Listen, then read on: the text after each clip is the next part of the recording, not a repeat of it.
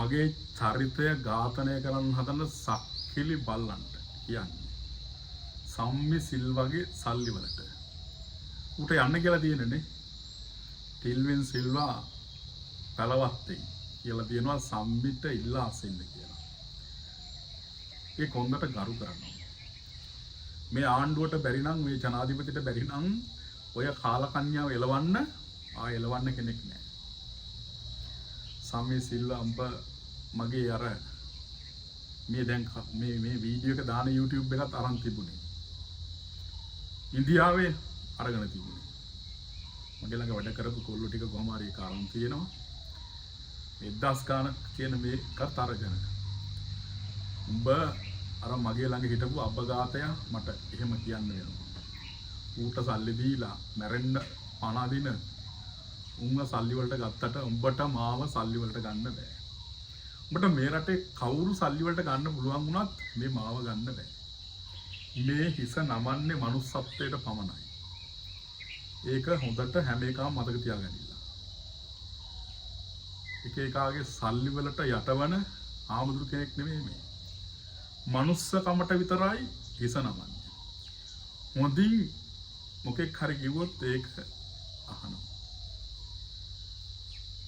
අනේ හාමුදුරුවනේ අපේ වරදට සමාව දෙන්න කියලා කිව්වොත් සමාව දෙන්න පුළුවන් නම්. එහෙම නැතුව බලගි ඔය සල්ලි වලට චන්දි පාට් වලට බය වෙන පුතෙක් නෙමෙයි මේ. ඒක මුලින්ම මතක් කරන්න ඕනේ. පැලවත්තට ස්තුතියි කරුණා කරලා ඒ බුකී කාර්යෝ ටික ක්‍රිකට් එකකින් එලවලා දාන්න. 2029 ජනාධිපතිවරණයට හොඳයි. අනුර කුමාර 2029 මේ රටේ ජනාධිපති වෙන්න ඕන නම් අනිවාර්යයෙන්ම ක්‍රිකට් හදන්න ඕනේ. රටේ මිනිස්සු ආදරය කරන ක්‍රීඩා. මුළු රටම ජනපති සමගයි. අපිට පිළිගන්න පුළුවන් මේ ජනාධිපතිට මේ ආණ්ඩුවටත් හොඳ කොන්දක් තියෙනවා කියලා. ඒක එහෙම වුණා. අංක 2 ලාල්කාන්ත අමාත්‍යවරයා. මේ දවස්වල රටම කතා වෙන මාතෘකාවක්. ලාල්කාන්තගේ ගෙදර. සමහරු කියනවා ලාල්කාන්ත හොරෙක්. විජිත හේරත් අමාත්‍යවරයා ප්‍රමුඛ ආණ්ඩුව කියනවා ලාල්කාන්ත ගේ හැදුවේ එතුමගේ දිරිඳගේ ඉඩකඩම් විකුණලා ලාල්කාන්තගේ ඉඩකඩම් විකුණලා කියලා විජිත හේරත් ප්‍රමුඛ මේ පක්ෂයේ කියනවා. ඒක ඇත්තටම එහෙමනම් අපිට ඒක දෙයක් නැහැ. ලාල්කාන්ත තට්ටු 3ට බැරි නම් තට්ටු 10ට ගෙවල් ගහගත්තත් තමන් දුක් මහන්සියෙන් හම්බ කරපුවා නම් අපිට ප්‍රශ්නයක් නැහැ. හැබැයි මේ රට පුරාම මේ වෙනකොට රාවයක් යනවා. ලාල්කාන්ත තාබුගලත් එක්ක හොඳයි. ලාල්කාන්ත නිස්සංක සේනාධිපතිත් එක්ක හොඳයි. උන් තමයි මේ දෙන්නේ කියලා එහෙම රාවයක් යනවා. ලාල්කාන්ත මේ පිළිබඳව හොයලා බලන්න. මේක ඇත්තද නැත්තද? එහෙමනම් මේවා සමාජය තුල පතුරවන්නේ කවුද? නුවර පාටියක් දැම්ම කියනවා. තාපුගලත් එක්ක මහානාමත් එක්ක හොයලා බලන්න. හරි? මිනිස්සු නිකන් කියන්නේත් නැතුව ඇති සමහරක් වෙලාවට මේ පක්ෂයේ තමන්ගේ ප්‍රහාරය බය නැතුව එල්ල කරන පාලකයා තමයි ලාල්කාන්ත. ඒකට ගහනවා වෙන්නත් පුළුවන්. ඒතර මේවා පිළිබඳව නිරන්තරයෙන්ම කතා බහටපත් වෙනවා. එහෙම නැතුව පුද්ගලිකව ලාල්කාන්ත ඇමතිවරයා මම තවම මූණට මූණ දෙයිලත් නැහැ, කතා කරලත් නැහැ. මට ඔහුත් එක්ක මේ පුද්ගලික තරහකුත් නැහැ. මම ඔහුට කැමති. මොකද මිහින්තලේ පාදර සක්හෙලි හොර ගණයට වනචාරියා කියලා කොන්ද පණ කතා කරපු එකම ඇමතිවරයා. ඒ නිසාම ඔහුට ගහනවා වට කරගෙන. ආමුදුරු ගොල්ලෝ ගහනවා. ඊළඟට දේශපාලුව ගහනවා. මොකද බය නැතුව වචන කතා කරන නිසා. ඒ වගේම ඇමතිවරයා අපි තාම හමු නොවුනත් ඔහුට පහර දෙනකොට සම්පූර්ණයෙන්ම අනික් කෙවුන්ට පන්න ගහපු හාමුදුරුවොත් මම. හරි අපි ආදරෙයි කෙලින් කතාවට. ඇමතිතුමනි අපි ඔබට ආදරෙයි කෙලින් කතාවට. රටම කැමති. ඒ නිසාම ඔබතුමාට ලැබෙන ජනප්‍රසාදය ජනතාවගේ කැමැත්ත නැති කරන්න මේව කරනවා ඉන්නත් පුළුවන්. ඇමතිවරයාගේ දුන්න දානෙවත් මේ ජනාධිපති අගමැති එතෙන්ට ගිහිල්ලා කෑවටවත් අපේ ප්‍රශ්නයක් නැහැ. හරි? මේ ආගම විනාශ කරනවා, ජාතිය විනාශ කරනවා කියලා කියපු අය මේට පේන්නම දානයක් දුන්නාට ප්‍රශ්නයක් නෑ. කොහොමත් අර සුගීස්වරයා ප්‍රමුඛ හොර 70 නටන විදියට අපිට තේරෙනවා ආණ්ඩුවට ගහන්න ලාල්කාන්තට වැටෙන්නම ගහන්න තමයි මුන්ගේ බලාපොරොත්තු. නිසා අපි ලාල්කාන්ත ඇමතිවරයා දූෂිතෙක් නම් කිසිසේත්ම අපි මේ පක්ෂය කියලා ඔබව රකින්නේ නැහැ. හැබැයි ඔබ අවංක මිනිස්සෙක් නම් අපි ඔබ වෙනුවෙන් හිට ගන්නවා. මොකද මට මේ පුද්ගලිකව රකින්න දෙයක් නෑ. අපි මේ පක්ෂයට එකතු වෙලා ඉන්නේ හදවතින්. මේ රට හදනවා බලන්න. මේ රට නැගිටිනවා බලන්න. මේ රට ආපස්සට අදින්න මොකාටවත් අපි දෙන්නේ නෑ.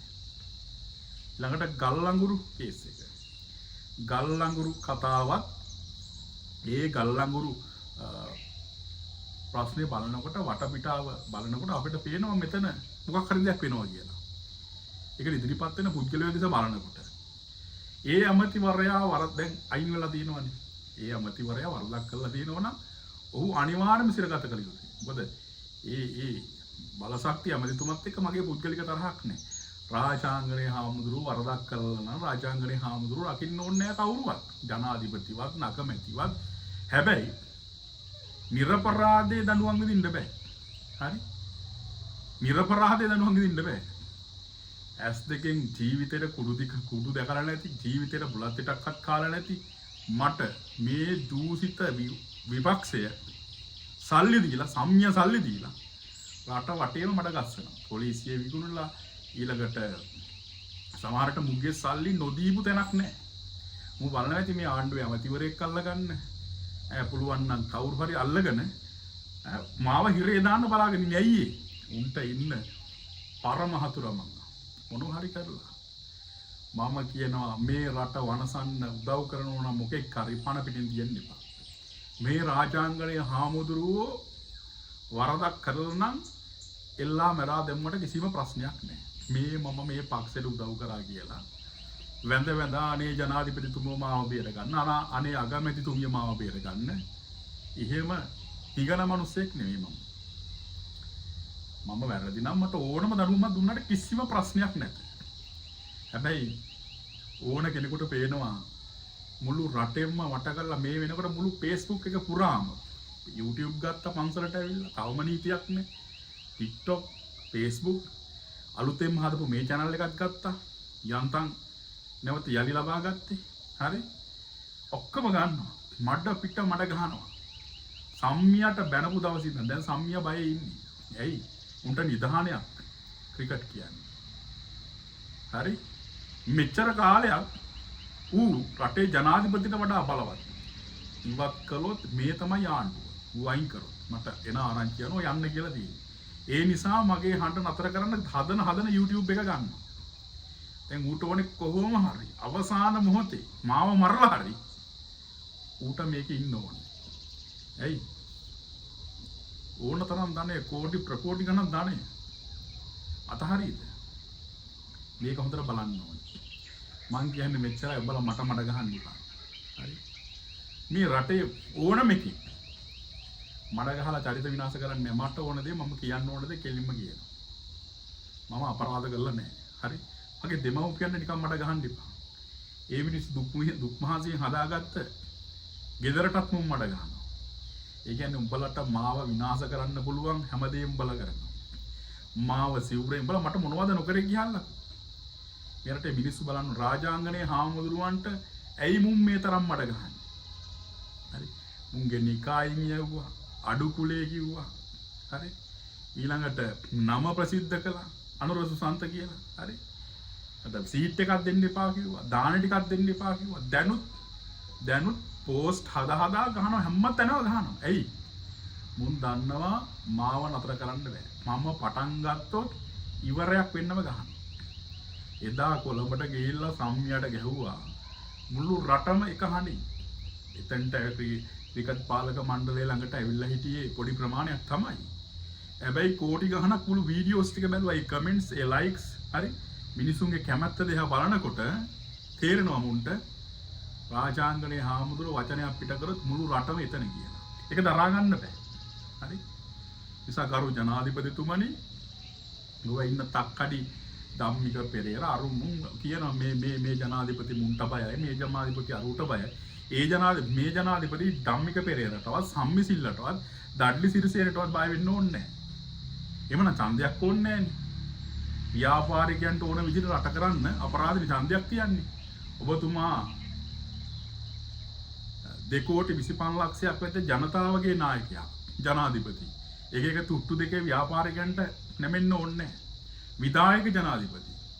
ගෑණියෙක් මිනිහෙක් කරන්නත් මිනිහෙක් ගෑණියෙක් කරන්නත් විතරයි බැරි ජනාධිපතිතුමනි. හරි? ඒක නිසා අපි ඔබතුමාට එක සෙල්ෆි ගහන්නවත්, පාටි දාන්නවත්, ලැප්ටොප් ගන්නවත්, සල්ලි ගන්නවත් එක ඇල් වතුර පොදක්වත් නැතුව ඔබතුමා ජීවිතේට මං ඉන්න තැනට එන්න එපා. හරි? නාව කියලා අනේ ජනාධිපති මාව ගණන් ගන්නෑ. ජනාධිපතිතුමා කරට දාලා ෆොටෝ ගහන්නේ, ඛණ්ඩ ආරාධනා කරන්නේ. අපිට පුද්ගලික සම්බන්ධතාව ඕනේ නැහැ. ජනාධිපතිතුමත් තෝගේ කියලා මට බනින්න තියෙන්න ඕන. හරි? වරදක් කරනවා නම් නිකන් නෙමෙයි. වරදට බයින්න තියෙන්න ඕන. හරි? ඔබතුමාගේ මෙතිණිය ආර්යාව මෙතෙන්ට ආවා. ඒකට ඇත්තටම සතුටුයි මම කියලා නෙමෙයි. හරි? මාව හොයාගෙන ආවා. ඒකටත් සමහරුන්ට තරහා ගන්න බෑ ඉරිසියාව. හරි? ජනාධිපති ආවොත් කොහොමද තියෙද? මුන් පපුව පැරලා මැරෙනවා අර කක්කිසුදාගේ. අය කෙලින්ම පහවදා ඉඳලම නාමල් ගිතුරුලි. හරි? ඉතින් මේ කින ගමනේදී අපේ චතුරංග මහත්තයා ගොඩක් උදව් කළා. මට බොහොම ස්තුතියි. channel කෝ චතුරංග බණ්ඩාර. එයත් ඒ නිසා එතුමා තමයි සම්පූර්ණ මේ හොඳ මිනිස්සෙක්. මේ නාමල් කරුණාරත්න, නලින්ද ජයතිස්ස, සමීර දිල්ෂාන් මේ ඔක්කොම හඳුන්වලා දීලා මේ පක්ෂයට සම්බන්ධ කරලා ලොකු වැඩක් කරන්න අඩිතාලම දානකොටම තමයි අර මෙතන හිටපු මම උදව් කරපු කාලකන්ණියා මාව අර ඉරාජ් කියන කාලකන්ණින්ට දිලිච්ච ජයවීර ජයසුමන්ලාගේ උඩක්කුවේ වැටිලා සල්ලි වලට උඩ සල්ලි විතරනේ ඕනේ. එතනින් මේක මෙහින් විසඳිච්ච එක හොඳයි. සමහර විට හරි මීට එහා දෙයක් වෙන්න තිබුණා. මම මගේ ජීවිතෙත් නැති වෙන්න තිබුණා. මේක මෙතනින් විසඳිච්ච එක හොඳයි. මිනිස්සු මාව නතර කරේ නැහැ, අතහැරියේ නැහැ. සියලුම ජනතාව මට උදව් කළා. ලංකාවේ ලෝකේ පුරා ඉන්න මගේ බඩු ටික ගන්න. ඉතින් අපි හිමීට අපේ ගමන යනවා. ගරු ජනාධිපතිතුමනි, ඔබතුමා මේ රට වෙනුවෙන් පෙනී සිටින තෙක් දිවිහිමියෙන් අපි මේ ආණ්ඩුවත් එක්ක ජනාධිපතිතුමත් එක්ක ඉන්නවා.